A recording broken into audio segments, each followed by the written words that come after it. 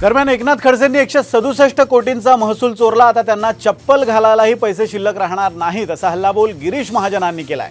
खडसेंचं राजकीय अस्तित्व आता संपलंय, त्यांचा सत्यानाश झालाय अशा शब्दात महाजनांनी आरोपांना प्रत्युत्तर दिलंय। तर 167 कोटी वसूल करून दाखवा असं आव्हान खडसेंनी दिलंय। चोऱ्या करून कोट्यवधींची संपत्ती जमावणाऱ्या महाजनांची चौकशी करा अशी मागणीच खडसेंनी केली आहे।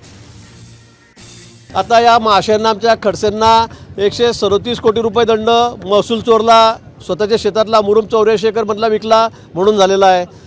भोसरी MIDC प्रकरणामध्ये त्यांना आता 27 कोटी रुपये दंड झाला आणि त्यांच्या सगळ्या प्रॉपर्टी अटॅच झालेल्या आहेत। आता यांना पायात चप्पलसुद्धा घालायला पैसे राहणार नाहीत अशी अवस्था त्यांची झालेली आहे आणि म्हणून ते बावचवलेले आहेत, ते अक्षरशः बावचवलेले आहेत आणि म्हणून काही करून आता माझं तर सत्यानाश झाला, मग हा कसा वर चालला, हा कसा पुढे चालला, मी याच्यावर काय आरोप करू, म्हणून अशा प्रकारचे जुने कुठेतरी आरोप शोधून काढले जात आहेत आणि म्हणून आज त्यांच्या या उद्वेगातून त्यांनी हा आरोप माझ्यावर केलेला आहे।